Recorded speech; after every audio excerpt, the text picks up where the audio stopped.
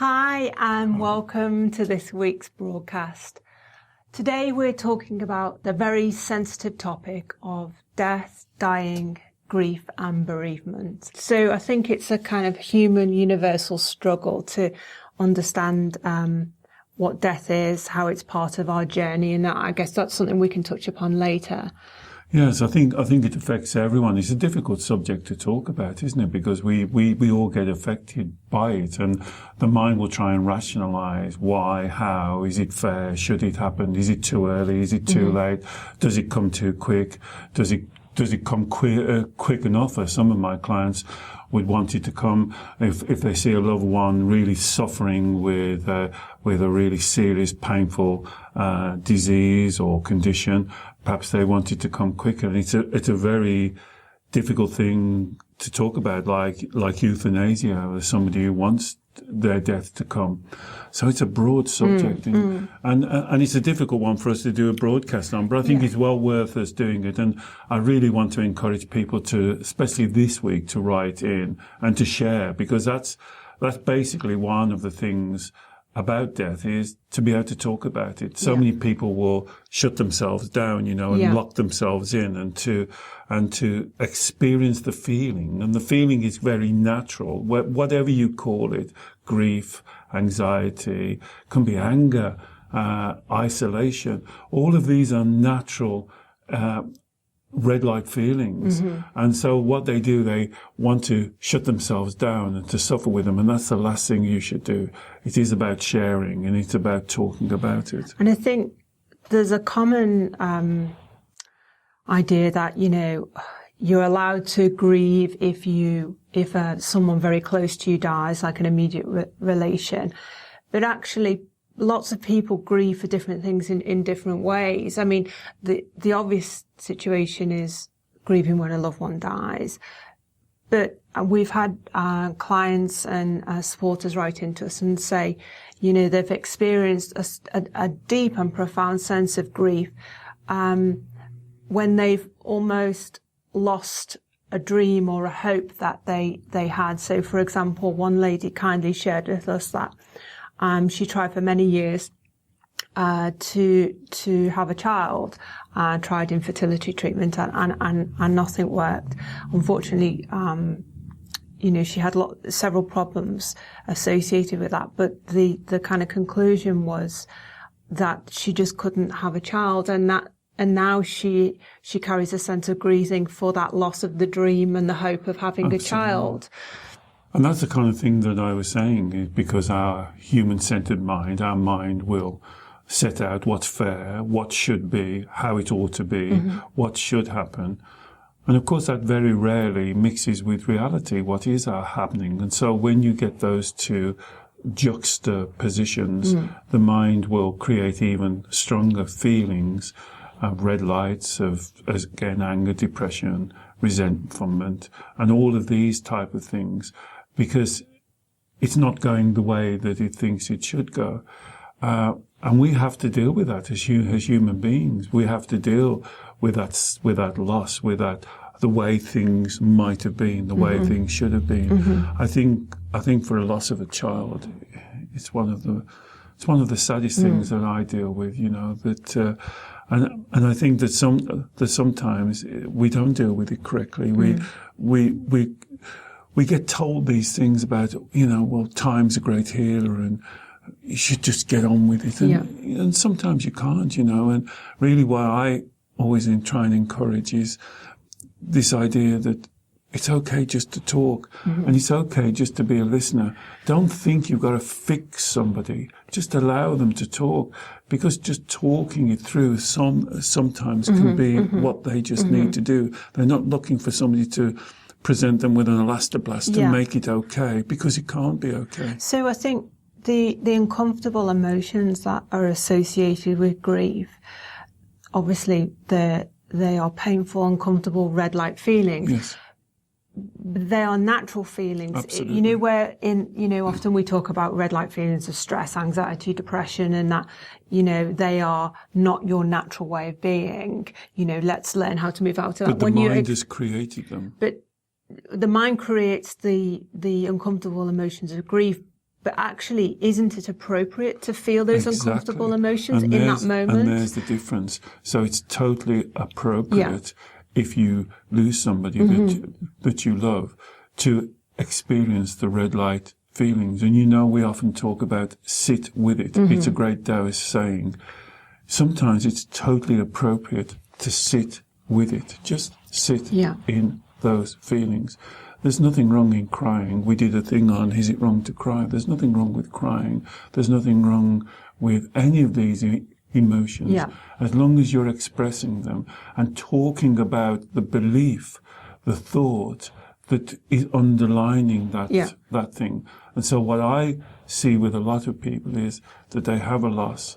They get on with the day-to-day stuff of arranging the funeral and arranging the estate and doing all of the practical stuff, and then they don't actually sit with it and talk about what it means to them to experience that loss. And I know in my life, some of you may know, my father died very suddenly when I was 10. He was only 32, like me, a tall, fit man, a lorry driver, and there was no explanation. He wasn't ill. And I now think he probably had a heart attack and he died at the wheel of his lorry. And to be honest, my mum never recovered from that. My mum was 28 with 2 young children, and she never dealt with that. And one thing that always sticks in my mind, I ended up finally living with my grandparents, and a child of 10, not understanding what was going on. I once said to my granddad, "Can we talk about Dad?" And he said, "We don't talk about your dad now. He's gone to heaven, and it will only upset your mom and your nan as if we talk about it." And that was the way that we dealt with it then. We just didn't talk about it. And for my mom, that was locked inside of her. And I would go as far as to say, it almost ruined the rest of her life. She never quite got over it. And I think that's what brought me into this line of work, is dealing with your emotions. And so if you're experiencing any grief and death, please talk about it. Please find somebody. Don't think you've got to, if somebody wants to talk to you about it, I can't say this enough, don't think you have to fix it, because you can't fix it. You can be a good listener. And the word is listen. Just listen. Let the person talk about it. Let the person express. Let the person get their head around this sudden ending to what they think it should have happened. Yeah, because we wrote an article in the London Evening Standard about grief and all the reasons why it's good to talk about grief, and I can post a link to that below. But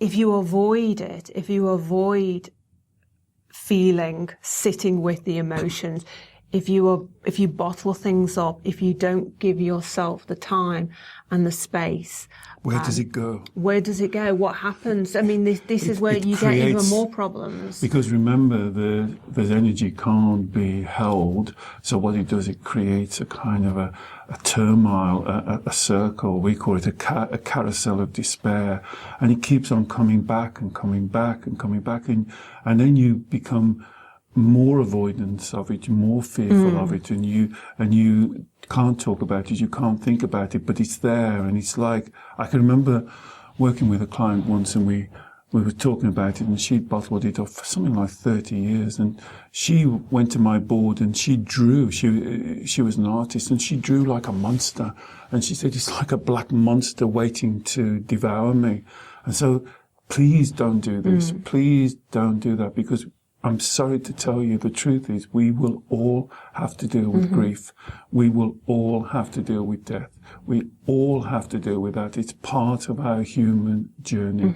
And so one of the things why it's so difficult to deal with it, because it's not common for a lot of us. We may only have to deal with it 3, 4, 5 times during our lifetime, at the death of a parent or a grandparent or a sibling or something.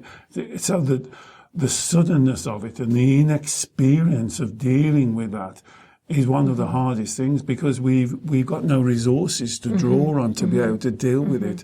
And so we're we think we're very exposed, and so we go through kind of levels of denial and isolation, cutting ourselves off, or some people get very angry. Yeah, I mean, often they talk about this idea of having stages of grief, I think there are.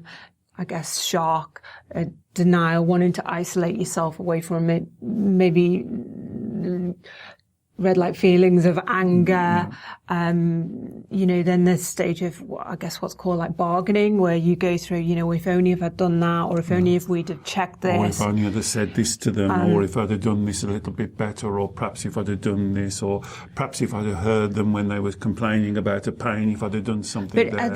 are these, would you say these are natural, authentic stages? I mean, that people have to go through? Well, I think they're or stages. is it because they're kind of mismanaging the grieving process? Yes, I think that's a good point. I think they're stages, and I think they are mismanagement, because the mind is trying to make some sense of something that can't be made sense of. I get you. So I think that's why it's important to allow the person to talk about it.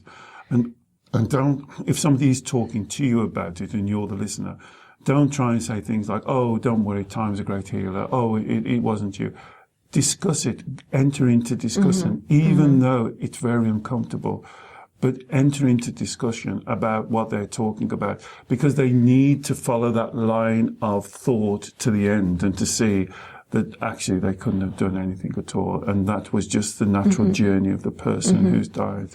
So I guess an analogy that's just come into my mind, it's almost like, you have the jigsaw of your life and how it fitted together, whether that was a kind of a real life or an imagined life. We talked about hopes and dreams and losing them. And it's almost like the jigsaw gets completely thrown up in the air and you have to wait for the pieces to fall back down again, give it time to rearrange things, to make a new kind of, I guess, image of what your life now is like now, beyond that person dying or that dream dying. Well, I think what it is, what I observe, our minds, our human-centered minds, have this very set pattern, the way things should be, the way, we should live until we're 80. And so it's trying to manipulate the jigsaw. And it's trying to get it, and when something goes and takes it completely out of, that's why the death of a child is one of the hardest things, because you hear people say,